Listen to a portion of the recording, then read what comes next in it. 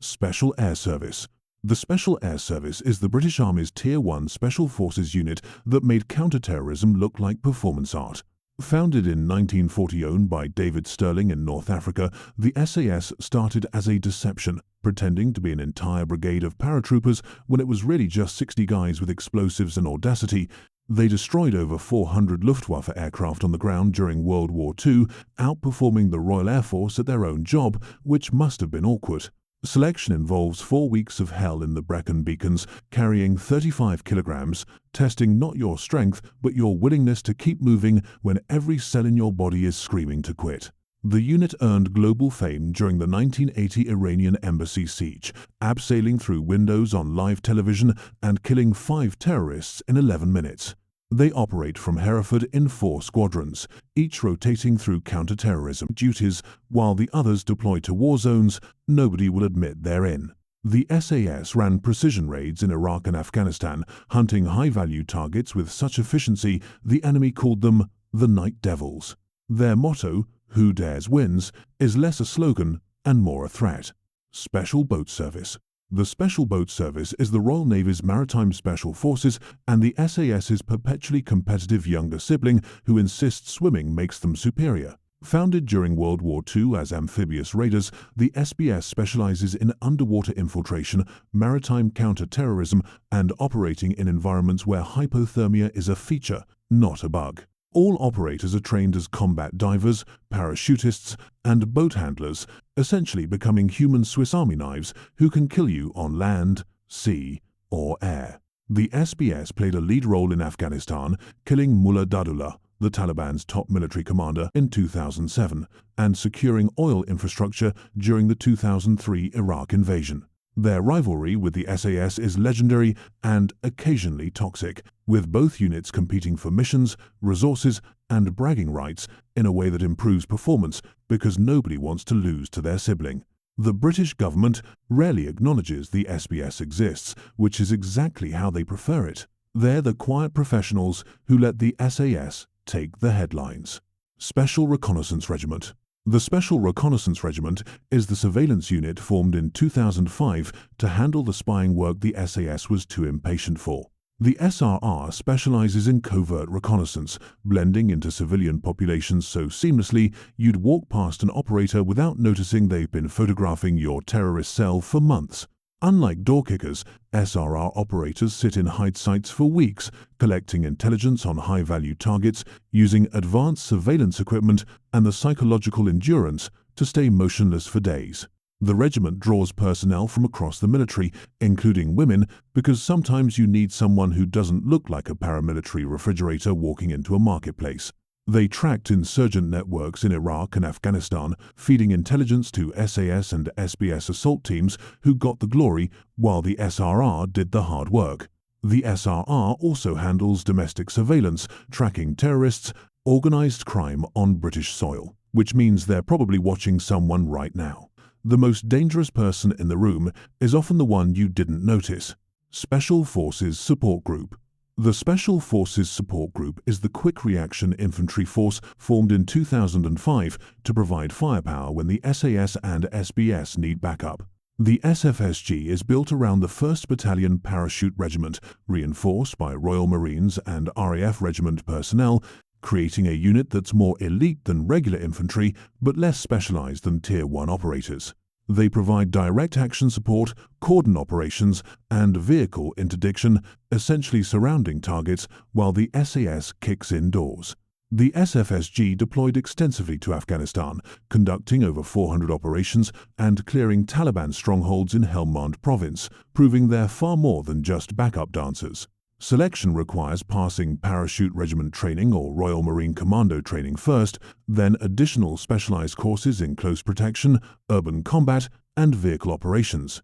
The SFSG represents the middle tier of British special operations, elite enough to handle complex missions, but numerous enough to provide sustained combat power. They're the bridge between conventional forces and the shadowy world of Tier 1 units.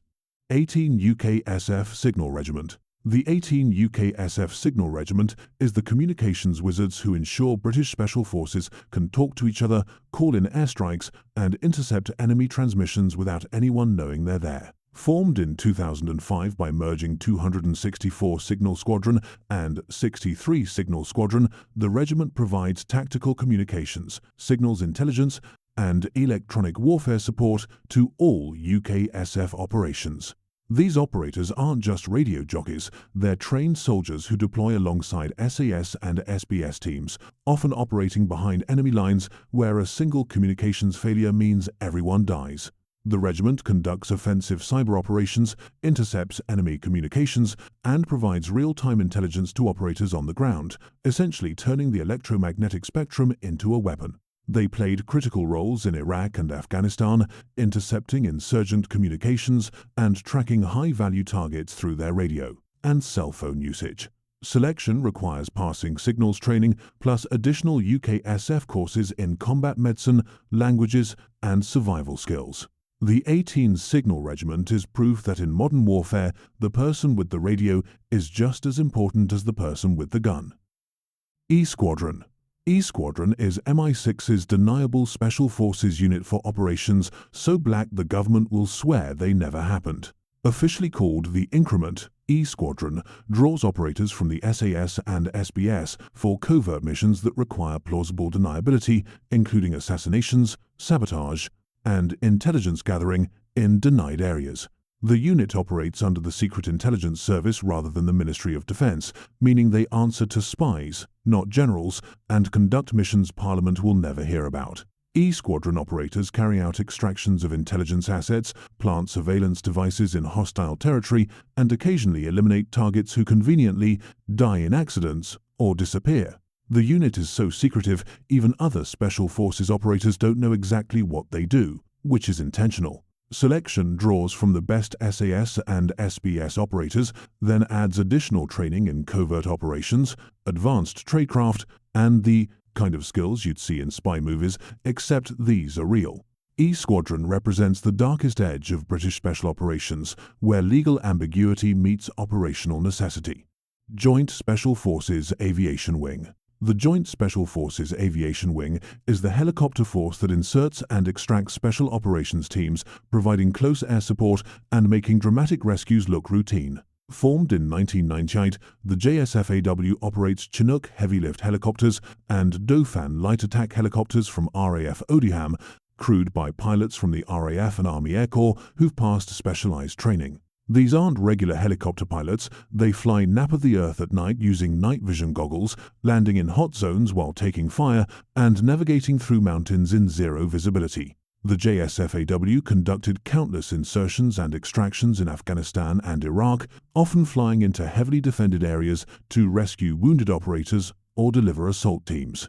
They also provide airborne fire support using door-mounted miniguns and rocket pods to suppress enemy positions during insertions. JSFAW pilots are trained in defensive flying, electronic warfare, and the kind of low-altitude maneuvering that makes passengers question their life choices. Without the JSFAW, Special Forces operations would be limited to walking distance from friendly territory. Mountain Leaders. Mountain Leaders are the Royal Marines' Arctic warfare and mountain reconnaissance specialists who operate in environments that would kill most humans in hours.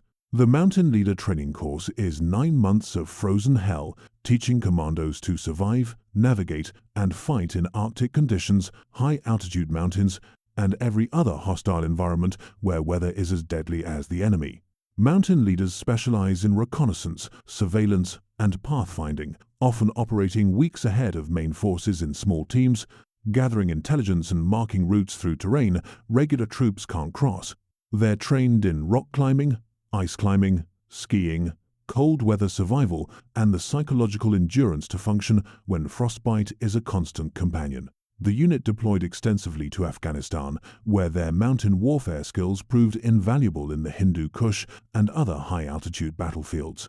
Mountain Leaders also provide training to NATO forces in Arctic warfare, making them the go-to experts for operations in Norway, the Arctic Circle, and anywhere cold enough to kill the unprepared. Only about 10% of candidates pass the course, which involves climbing frozen waterfalls, navigating whiteout blizzards, and proving you can operate when hypothermia is inevitable. Mountain Leaders are proof that sometimes the terrain is more dangerous than the enemy. Pathfinder Platoon. Pathfinder Platoon is the Parachute Regiment's advanced reconnaissance force that operates ahead of airborne assaults, marking drop zones and providing intelligence. Part of 16 Air Assault Brigade, the Pathfinders are trained in halo and ha-ho parachuting, allowing them to infiltrate from high altitude without being detected. The platoon conducts deep reconnaissance, surveillance, and target acquisition, often jumping into hostile territory days before the main assault to scout enemy positions and establish drop zones. Selection requires passing Parachute Regiment training first, then enduring additional months of advanced reconnaissance, communications, and survival training that pushes candidates beyond their breaking point. Pathfinders deployed extensively to Afghanistan, conducting reconnaissance missions in Taliban territory and calling in airstrikes on high-value targets.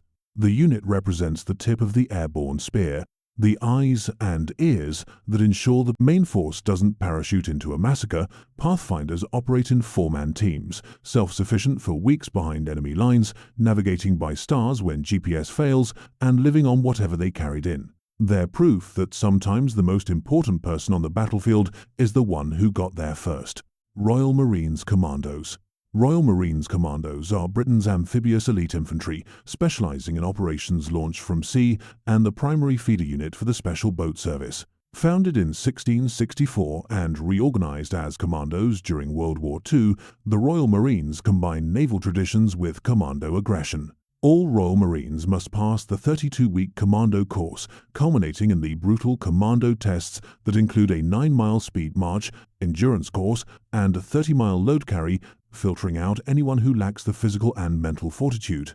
The Marines specialize in amphibious warfare, Arctic operations, and rapid deployment, capable of fighting in jungles, deserts, mountains, or urban environments with equal lethality.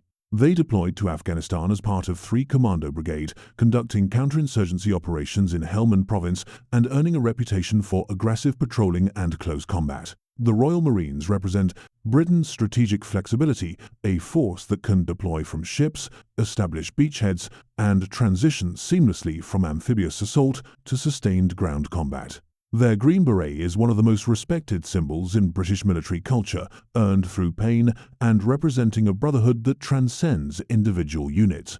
Parachute Regiment. Parachute Regiment is the British Army's airborne shock troops, trained to jump from aircraft into combat and seize strategic objectives through speed and violence. Formed in 1940, the Paras earned legendary status at Arnhem during Operation Market Garden, where they held a bridge for 9 days against overwhelming German forces despite catastrophic casualties. All Paras must complete 23 weeks of Parachute Regiment training, including Pegasus Company selection that tests physical endurance, aggression, and the willingness to close with the enemy even when terrified. The regiment forms the backbone of the Special Forces Support Group and provides many candidates for SAS selection, creating a direct pipeline from airborne infantry to Tier 1 operators. Paras deployed to the Falklands War in 1982, conducting the famous Yomp across the islands and capturing strategic positions through aggressive night attacks. They're trained in static line parachuting, allowing entire battalions to deploy from aircraft and establish combat power in minutes. The Maroon Beret is earned through controlled violence, representing soldiers who choose to jump out of functioning aircraft into gunfire because someone has to go first. Commandos. Commandos were the elite raiding force created by Winston Churchill in 1940 to take the fight to Nazi-occupied Europe when Britain stood alone. Churchill ordered the formation of units capable of butcher and bolt raids, striking enemy positions and withdrawing before reinforcements arrived, maintaining British offensive capability during defensive years. The Commandos conducted raids across Norway, France, Italy, and North Africa, attacking coastal installations, gathering intelligence, and tying down German troops who could have deployed elsewhere. Their most famous operation was the Saint Nazaire raid in 1942, where Commandos rammed an explosive-laden destroyer into dry dock gates, destroying the only facility capable of servicing the battleship Tirpitz and tying German capital ships to Norwegian waters. Commando training emphasized physical fitness, initiative, and close combat, creating soldiers who could operate independently and adapt to changing situations without waiting for orders. The Commandos established the template for modern special operations, proving that highly trained volunteers attacking strategic targets could achieve effects far beyond conventional forces. Their legacy lives on in the Royal Marines, who inherited the Commando title and Green Beret after World War II. Stay tuned to our next video. Sub now so you don't lose it.